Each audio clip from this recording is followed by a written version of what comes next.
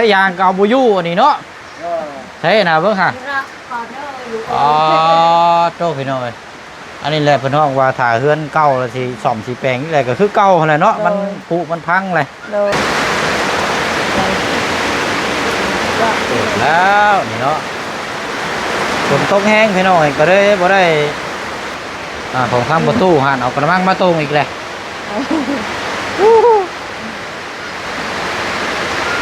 คนเคยผิดกันเขาจับพาเขาเนี่ยกอดอย่าเฮ็ดเอานี่เขานี่คันว่าเขาเจ้าทำร้ายร่างกายก็เจ็บซื่อๆนะอย่าให้ตายเลยเขาคิดนานเลยเขาหักคน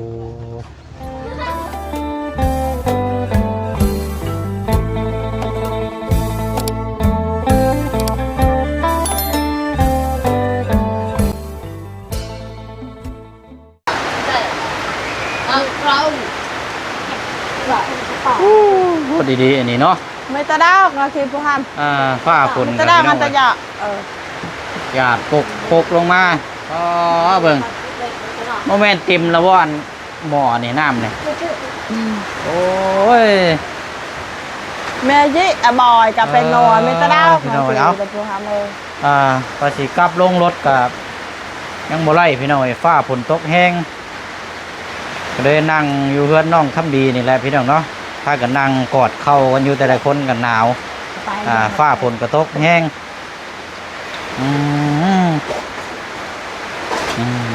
นะเห็นไหมทางไปปั่นก็ยังอยู่นี่อยู่เนาะโดยเอาเนาะโอ้ยพี่น้องเอ้ยเบิ่งก่อนเนาะเป็นไงนี่ประตูใช่นะโอ้โธ่ถ้ายางเกาบุยูอันนี้เนาะใช่นะเบิ่งค่ะอ๋อโตพี่น้องอันนี้แหละพี่น้องว่าถ่าเฮือนเก่าแล้วสิซ่อมสิแปลงนี่แหละก็คือเก่าแหละเนาะมันผุมันพังเลยแต่ว่าเขาก็แก้ไขได้ทั้งนี้ยังคักเบิ่งตะยาวอ๋อโตเอาเก็บออกเนาะเบิ่งแน่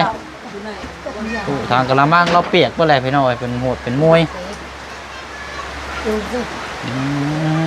มายังเสือประตูนี่จะปกยังอันนี้นะนี่ปกยังอันนี้ฮื้อเบิ่งอยู่ฮะเสื้อผ้าบ่เข่าบ่นี่นะไม่ยังเรื่อยเครื่องนุ่งเรื่อยเครื่องนุ่งตู้แหละนะตู้ไว้เครื่องแหละนะอันน่ะ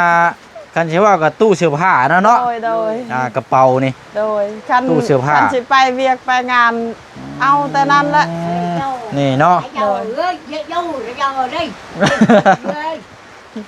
เปียกจะแนะนำเนาะป้าเจ้าพี่น้อยหื้อมาหนึ่งยุ่งแต่โคบอยู่นี่เนาะใช่นี่ทั้งนี้ได้สาเป็นนี่ใดระวังได้หาย่างฮะเนาะอันนี้ตอนผ้าฝนตกเลยพี่น้อยเปียเลยอันนี้เนาะน่ะบอยที่ด่าตั้งกระเป๋าผ้าห่มแล้วก็เปียกเลยได้หนึ่งแบบนี้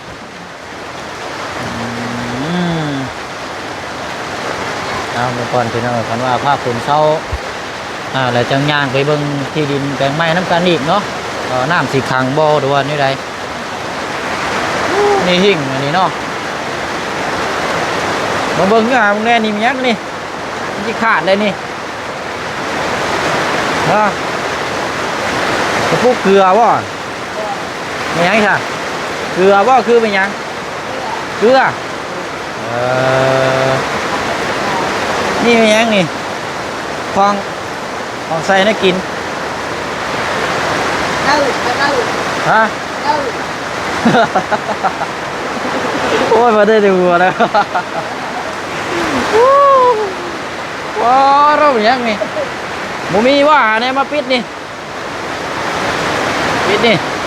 หัวได้นี่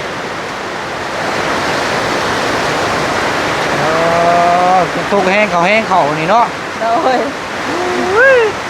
เบื้องนี้ก็อยู่มาได้แล้วไล่มาเพื่อได้ทั้งนี้กันนี่ดอกขับบีอยู่แจเลยวันนี้เจ้าแล้วก็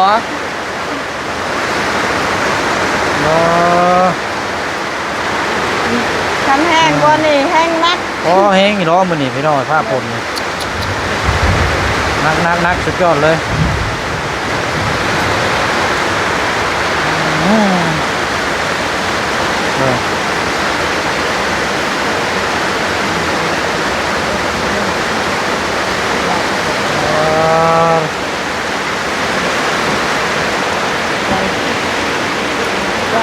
แล้วนี่เนาะ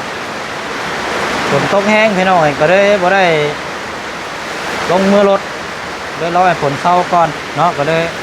นี่แหละเนาะเบิ่งกระเจ้าเนี่ยเดินซ่านพี่น้องผ้าฝนตกอันนี้ก็ถือว่าธรรมดาอยู่แล้วทั้งคือผ้าฝนตกแห้งกูนี่มันเปียกได้นี่เนาะโอ้เปียกเอาเปียกไปเลยเอา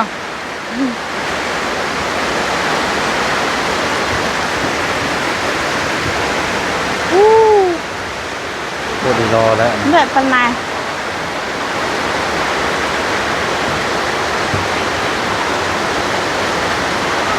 ไว้เนาะไปรถเลย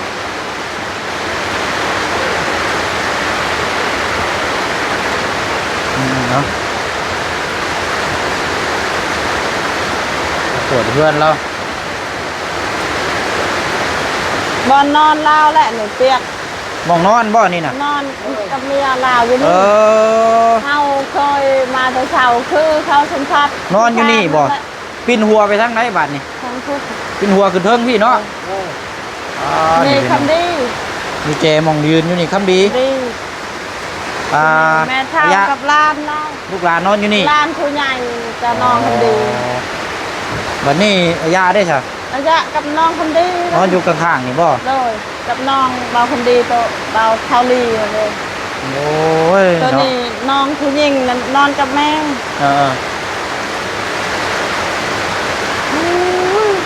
เขาเคยไปปลุกเราแต่เช้ายังนอนในมุ้งน้ำกันน้ำเราหม้อมาต้งมันหัวตัวนี้ได้หนักอยู่ตัวนี้เนาะโดยถ้าว่าลื่นไปนี่ไม่หักขาดได้หนิพี่น้อย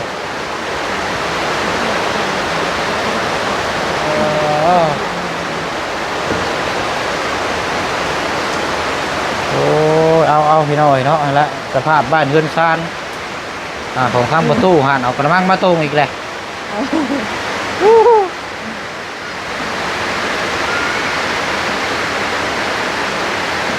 เปียเนาะโอ้ยเนาะ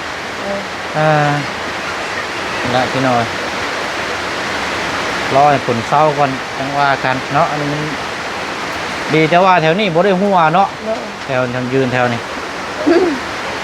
หัวแถวนี้หัวนะเพราะแห้งแล้วไปเบิ่แล้วทางลมทางฝนตกเราก็นี่ไปนอนเทือนคอยอีกฉันว่าทั้งฝนตกทั้งผ้าห้องเพราะแห้งเลยเนาะลาแล้วพี่น้อยเศร้าแล้วมาอีกคือเก่าบ่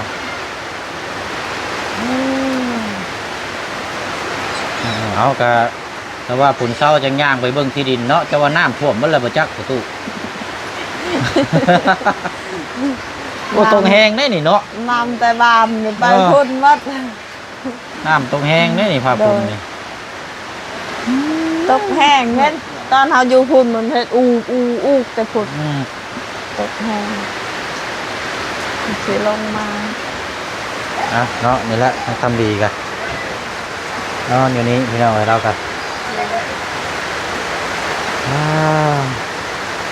ดีละเนาะและนอนมีน้ำกับทะลักเข้าไปนี่เปียกโอเคพี่น้อยเดี๋ยวเบิ่งฟังข้างน้อยก่อนเนาะผ้าฝนเศร้าก่อนสิบ่ยุดบ่เศร้าว่ะพักกันนั่งอยู่นี่กันก่อนรอให้ฝนเศร้าเศร้าแล้ววันนี้เนาะเป็นยังไงประตูน้ำเต็มบนระเบิดจักกระมัง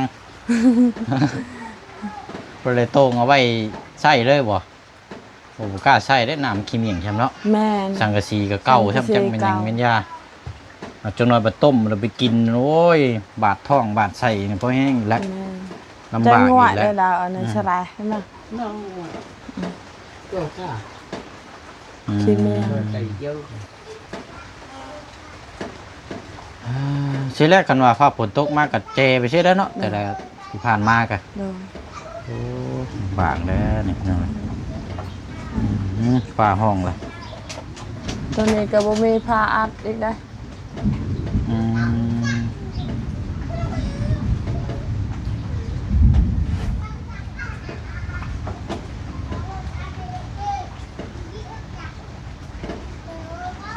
มันโล่งเลยเนาะ โดย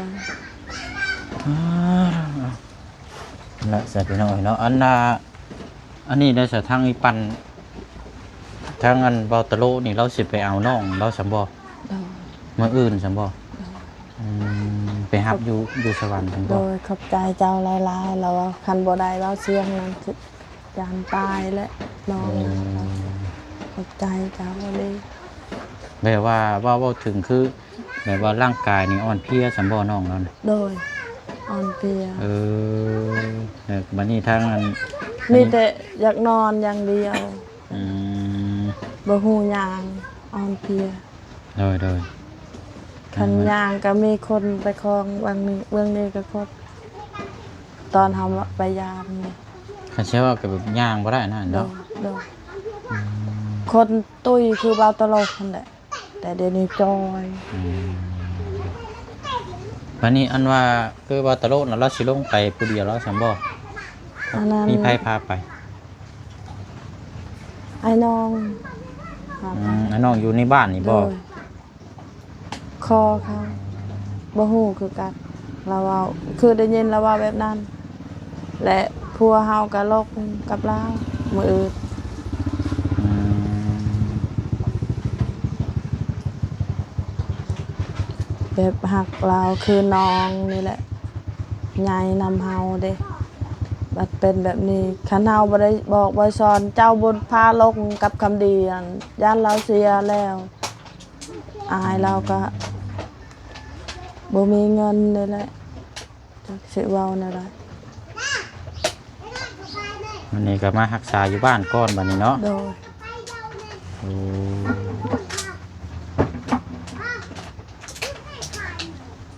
เฮาเมื่อแต่เบิกลาวมือเฮาไปเบิกนั้นเฮาทั้งน้ำตาไหลว่าเจะพยายามแลนไว้ได้น้องเจ้าเสียแน่นอนได้เฮ็ดแบบนี้เฮาบ่คิดดอกว่าเราเกินอันนั้นเกินอันนี้เคยคิดว่าสตาร์ทและเฮ็ดเราจึงเฮ็ดใส่พี่น้องแบบนั้น ที่แท้เราเป็นคนดีคือกันเลยเฮ็ดเวียกเก่งคนแข็งแรงเฮ็ดเวียกเก่งแต่บัดมือหนึ่งผัด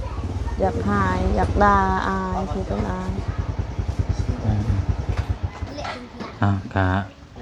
ทางว่ากันเนาะแต่ละครอบครัวเนาะมันก็ก็หลังลายก็บ่ได้ไปนั่นก็ขึ้นอยู่กับแต่ละครอบครัวเนาะว่าสิดูแลจังไดก็ไปเอาเรามา พอ ดูแลเนาะ แบบพอเราเห็นเฮาเป็นคนดีเด้หักแต่เขายังน้อยกับพอเรากับเฮา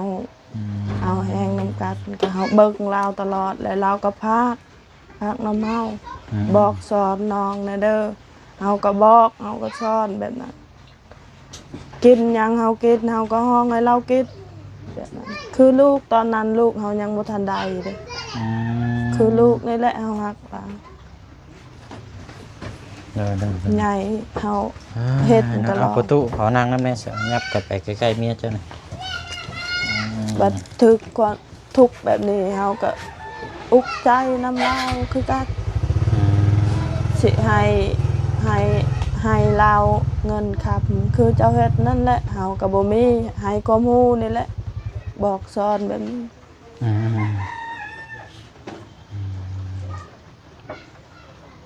ก็หั่นแหละเนาะมันก็ถึงวันเวลาที่เราจะต้องอันนี้ไปหน่อยเนาะคันเชื่อว่าก็วันเวลาเขาเจ้าเอง เราเป็นคนดีและเราบ่ได้เฮ็ดใส่คนอยู่ในบ้านจักแนวใดยันถึกหยังนี่แหละเป็นคือคนเจ็บนี่แหละมันเข่าแบบนี้คือพี่เขาเว้าแบบนี้น้องแล้วตอนนั้นเฮ เฮาห้ามบ่ได้เฮายังห้ามได้เราจับพาเฮาก็ยังห้ามได้คนเคยผิดกันเขาจับพาเฮายังกอดอย่าเฮ็ดเอาว่านี่ เอ้า เฮานี่ คันว่าเขาเจ้าทำร้ายร่างกายก็เจ็บซื่อๆนะ อย่าให้ตายเลยเฮาคิดแบบนั้นเลยเฮาฮักคนบักใหญ่ๆเฮาก็จับแอวบ่เขาพักอยู่เฮา แต่ว่าน้องทางว่าตะโลนี่เพิ่นตัวใหญ่ได้เนาะ โดยเฮาก็บอกตอนเราไปหาตะโลเราอยากตีตะโลเขาบอกจะบ่เฮ็ดกับอายข้าวก็เฮาให้เจ้ากินอาหารการกินมื้อได้เจ้าอดเฮาว่าอย่าเฮ็ดกับอายแบบนั้นแต่ค่อยคิดยามชะตานเขาแหละพี่แบบคนเขาสิถือพี่อันเด้แบบนั้นแหละแห้งอลีกะโตลาวหน้าตาก็บ่คือกับหน้าตาโคตรแบบนี้แหละตอนนั้นตอนเราอยากอันนั้นหายตะโลนะ แต่ว่าตอนที่ว่าเราเกิดเหตุที่ว่ามั่งเพื่อนทั้งว่าตะโลนั่นอยู่หมองข้างของซะนั่นตอนนั้นบ่เสียงกับมาบ่ได้ทันตอนนั้นมีแต่ทั้งบ่เตียงบ่กับทั้งเขาบ่ดีทีมงานนี่แหละเป็นยาว เราบอกเฮาเอื้อยเจ้าอย่าห้ามเฮาแล้วว่าใช่เฮาว่ามาพี่มากินข้าวน้ำเฮาเฮาบ่ย่านคนแถวบ้านนี่เขาย่านหมดเฮา เว้ากับคนเสพคนหยังเนาะก็อันตรายได้เป็นมันว่าติแล้วทางนี้ได้ก็นี้แล้วเทื่อเห็นบ่ออกข่าวหยังนั่นมันคังขึ้นมาน่ะเด็กน้อยย่างทางแท่งนี่มันจับวีแล้วได้ โดย อันตรายเด้นั่นก็ให้เราไปนั่นก็ดีแล้วเนาะแต่ว่าวันนี้ก็ถึงวันเวลาที่เราจะออกมาแล้วก็ต้อง โดยคันเราเป็นโดดเฮาก็ญาตินี่เราบ่ได้เป็นแบบนั้นโดดแต่โดดเราบ่ได้เป็นหากก็เป็นหนักเลยแบบนั้นนั่นแหละเฮาจึงบ่ได้ญาติเฮาห้ามได้เขาแถวบ้านเขาย่านหมดเฮาแบบเฮาเบิกเราแต่น้อยเด้ย่านก็บ่ได้ย่านปานใดแบบนั้นอันนี้เฮาไปยามเรามื้อนั้นเราดีใจแฮง ออกมาก็มีแต่ว่าทางพี่น้องทั้งนี่ละเบิ่งบัดนี้เนาะ โดย เออ โดยพี่น้องเรา คันว่านั่นก็ออกมาก็สิแม่นอยู่เฮือนทั้งบ่ตะโลนี่บ่หรือว่าสิให้อยู่เฮือนเราเองบัดนี้ไอ้ปันตามความคิดทางไอ้ปันที่ บ่ฮู้คือกันเฮาเว้ากับอาตโลให้เราอยู่เฮือนบ่ตโลก่อนเรายังบ่เป็นหยังเด้เราบ่ได้แข็งแรง คล้ายๆไปว่าร่างกายยังบ่แข็งแรงเนาะ เราบ่สู้เฮ็ดคือเก่าแล้วเฮาเว้าร่างกายเราอ่อนเพลียหลายมีแต่แบบมือเฮาไปนั้นเข้าไปเอาคนเสียชีวิตอยู่เฮ็ดขอยานเราเสียแล้วตำรวจก็เว้าคันนั่งโดดอีกก็เสียเลยในร่างกายมันบ่ เงิ ไหวน แล้ว ตัว เนาะ เฮาเอาให้ได้เงินเจ้านั่นเด้เขาสักแล้วเขาเป็นปัวให้เราเป็นปัวทางตำรวจว่าดีใจเด้เจ้าได้บุญหลายและเจ้าฮักคนแบบนี้แล้วว่าก็ว่าเจ้าก็คือกันเจ้าบอกเฮาเจ้าแนะนำคันเจ้าบ่ได้แนะนำเฮาก็บ่ฮู้เฮาว่าได้ย้อนเบาเสียของเราเอาลงเท้าคำดีเฮาไปยามเลยดีใจ นะอะไรเนาะก็กุฏิพี่น้อยเนาะชีวิตทางคนเนาะมีแต่ว่าถ้ารับโอกาสแล้วก็มีแต่ว่าเฮาก็รักษาดูแลกันนะเนาะเบิ่งเท่าที่เฮาเบิ่งได้ดูแลได้นั่นแหละก็ถ้าเฮาสิยื้อหรือว่าจังไดมันก็มันเป็นกรรมไปกรรมมันเนาะ ตอนผิดนั่นเฮาญาติบัดนี้เรายันเราเสียเฮาก็ญาติคือกันก็ดีใจได้สำนี้ก็เปาลี่ดีใจแห่งซ้ำเฮาช่วยชีวิตและขอให้เราเป็นคนดีแต่นี้ต่อไปก็คือมาแล้วก็แม่นว่าอยู่เฮือนบ่ตะโลก่อนเนาะดูแลอยู่หั่นก่อนเนาะแต่ว่าแข็งแรงจังให้เรามาอยู่เฮือนแล้วเนาะสมแซมให้เราเนาะเนาะโดย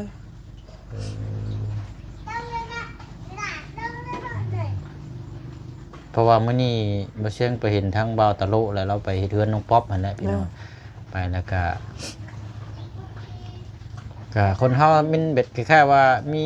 คนมีความสุขกับบ่มีความสุขมันก็หน้าตาสิเฮาก็เบิ่งง่ายๆดอกเนาะแต่ว่าไปเห็นแล้วนั่นหน้าตาแบบ เศร้ามองค่ำแบบคือคนคิดลายนั่นแหละ โดย เชียงก็ถามแล้วว่าเอ้าเป็นยังคือหน้าเศร้ามองค่ำแท้เราว่าโอ้ยเรามือยันบ่ได้มาเด้อบ่เชียงย่อเฮือนทางน้องป๊อปเราว่าอันน่ะไปสิไปรับเอาน้องแล้วเราว่าน้องอยู่ อัน คน นั้ แร น กเรา เฮา ว่าน้อง ปลอบ บ่ส ใจ บาย เราแล้วเฮาว่าบ่เป็นหยังเฮาให้เงินโตเบาเสียงเอาให้นั้นเขาซักใครๆแน่เฮาว่าแบบนั้นเนาะ โดย ตอนเฮาเมื่อนั้นเฮาเว้านักบัดแล้วนี่เฮาว่าดีแล้วบัดนี้แพทย์ทั้งอันน่ะ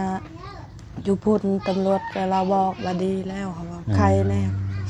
พ้นจากที่เสียแล้วใครแล้วบัดนี้ต้องได้เอามือกันบ่ได้เอามือแหละบ่ฮู้คือกันเขาว่าพาเราพักน้ำกัน เพราะว่าเพิ่นก็แจ้งมา โด บอกตามที่เพิ่น โด อยู่ในหม่องดูแลนะเนาะ โด โดยเอาหาละซะเนาะพี่น้องเอ้ยก็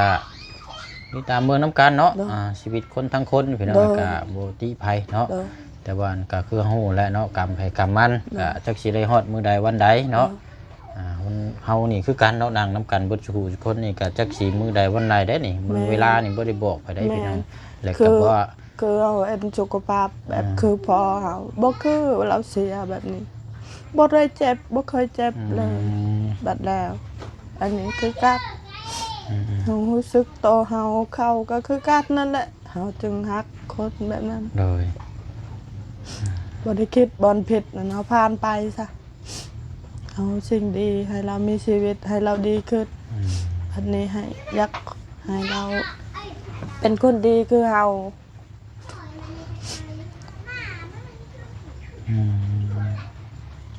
เอาก็อะไรเนาะเป็นกำลังใจให้พี่น้อยเรารุ่นเราส้มกับเป็นกำลังใจเบิ่งน้ำกันเนาะ โดยดี อะไร ใจ มันดีมันงามเฮาก็ โดย ซอยกันอะไรก็ว่ามันบ่ดีบ่งามเฮาก็ถอยห่างออกเนาะ โดย เฮาก็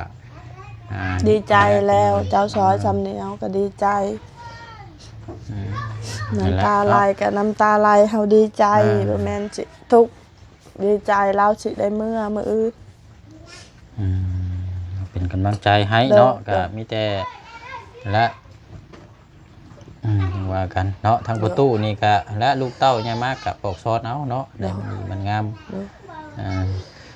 สนอมีแต่ว่าผ้าผลเศร้าแล้วพี่น้อยเนาะอันน่ะก็ได้นั่งรอนี่ก็ได้อันน่ะถือโอกาสมาถ่ายคลิปให้ทาง บ่ว่าเห็นชุดเจ้าซอยแบบนี้เว้าแต่เรื่องดีๆแนะนำแต่สิ่งดีๆก็ยังอยากเฮ็ดสัวบ่จักสิเว้าและลูกเราก็ให้เราบอก แล้วแต่ สอ สิ น คิ ต ด ลอ เอา ด แล้ว เล เนาะ ย เห็นดีเอาแล้วเนาะ โดย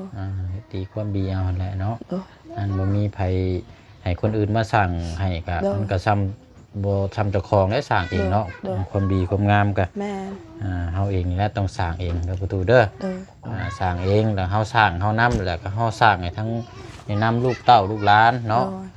ในครอบครัวนั่นแหละเนาะเนาะมีแต่ว่าหั่นละพาผลเศร้าแล้ววันนี้พี่น้องเฮาก็สิได้แยกย้ายกันอีกคือเก่าคือเดิมเนาะเดี๋ยวจังสิมาเยี่ยมยามถามข่าวใหม่มื้ออื่นพุ่นล่ะเด้อ โดย และพี่น้อยเพราะว่ามื้อนี้ก็เฮามาแจ้งข่าวดีนำกันเพิ่มแล้วเนาะสำหรับทางครอบครัวน้องคำบีกับทางเอ้ยอยู่ฝรั่งเศสก็เพิ่นฝากเงินมาเพิ่มอีก13ล้านกีบแล้วก็กับเงินเก่าน่ะ4ล้านเนาะ13ก็14 15 16เป็น17ล้านกีบแล้วนำบ่แซงในตอนนี้พี่น้อยทางเอ้ยเพิ่นฝากมาสมทบเฮ็ดเฮือนเพิ่มเนาะ โดย เอ้ยเพิ่นก็ว่าเอ้ยก็ซอยอีกนะเพื่อมีผู้ใหญ่หลายทานซอยเรื่องเฮือนเราอีกมาเพิ่มพี่น้อง โด เนาะ ย แต่ว่าทางเสาเฮานี่ไล่แล้วเนาะพี่น้อง โดย เสา มี ปู แต่ น สิ่ง นะ ดีๆตลอดมื้อนี้ ดีใจ ข่าวดีแล้วก็มันฟ้าฝนก็ตกลงมาเลยพี่น้องเย็นชุ่มเย็นบัดนี้เนาะอาจจะได้อีกดอกเนาะเดี๋ยวค่อยแข้งลงไปพี่น้องเพิ่นคงสิตกลิ้นซะเด้อมีแต่ว่าหั่นแหละเนาะแยกย้ายบ่อื่นสิมาใหม่เด้อ โดย ลำลาก่อนบัดนี้เนาะ โดยขอบใจหลายๆ โดย เลยมีแหง สู้ๆประตู นำ เด้อ เจ้านี่แหละโดย สู้ๆอันนั้นเนาะ โดย บ่แม่นอันนี้ไรพี่น้อยเนาะ โดย ก็คือทางพี่น้อง FC นี่ โดย เพิ่นเบิ่งเนาะก็เพิ่นเห็นเฮายิ้มยิ้มแย้มดีใจนี่ โดย ผู้เพิ่นเบิ่งนี่เพิ่นยังดีใจหลายนะ โดย ก็คือเฮานี่แบบเดียวกันให้แล้วเนาะคันสิเว้ากับความรู้สึกเนาะผู้ใหญ่เพิ่นเห็นเฮาดีใจนี่เพิ่นก็ยังดีใจหลายเนาะว่าผู้เพิ่นซอยแล้วเพิ่นก็ บ่ได้หวังหยังตอบแทนแหละเพิ่นซอยด้วยจิตด้วยใจซอยแบบให้อย่างเฮานั่นอยู่ดีกินดีแต่มีความสุขเนาะแล้วก็ทาง FC พ่อลุงที่เพิ่นเข้ามาเบิ่งนี่แหละเนาะมีแต่ว่ามีแนวดีๆเดี๋ยวเพิ่นเห็นเพิ่นก็ดีใจเนาะนะนั่นแหละเนาะลำลาก่อนเด้อพี่น้องลากันบ่สุขสุขนพี่น้องเนาะเดินทางไปเวียกต่ออีกก่อนแล้วก็คนละพี่น้อยเนาะมื้ออื่นจังสิเข้ามาใหม่เด้อดีใจเนาะนำกันบ่สุขสุขนพี่น้องดีแฮงและดีใจมีแต่ข่าวดีบ้านนี่ก็ข่าวดีมื้อนี้ก็ข่าวดีอะไรกะพี่น้อยเนาะถ้ามีหยังมาเพิ่มเติมเฮาก็มาแจ้งให้ฮู้นำกันฉันบ่มีชื่อเจ้าก็อดอันนี้ตลอดบ่จักสิหาทางใดดีแล้วเนาะขอบใจแล้วโอ้ยโดยป้าเนาะฝนเศร้าแล้วพี่น้อยโอเคป้าน้องขับดีแล้วล่ะเด้อหายไปไวเด้อหายไปไวแข็งแห้งไม่ไวก็สิได้ซอยพ่อแม่เนาะเห็นเวกเห็นงานสู่ไปน้ำกันแหละเนาะพี่น้องเอ้ยเนาะเอาไปบ้าเลยพี่น้องเนาะยังว่ากันไม่เนาะฝนเศร้าแล้วโอ้เนาะน้ำเต็มกะละมังเลยพี่น้องเอ้ยพูถ้าฝนตกลิ้นอึบโอ้เปียกเบิดเลยพี่น้องเอ้ยเนาะนึกว่าสีเศร้าหยุดเศร้านั่นแหละยังตกอยู่ผ้าฝนก็ได้เอาอะไรพี่น้องเนาะพาพี่น้องไปก่อนบ๊ายบายเด้อพี่น้องเนาะบนสุขุสุคนเนาะสบายดี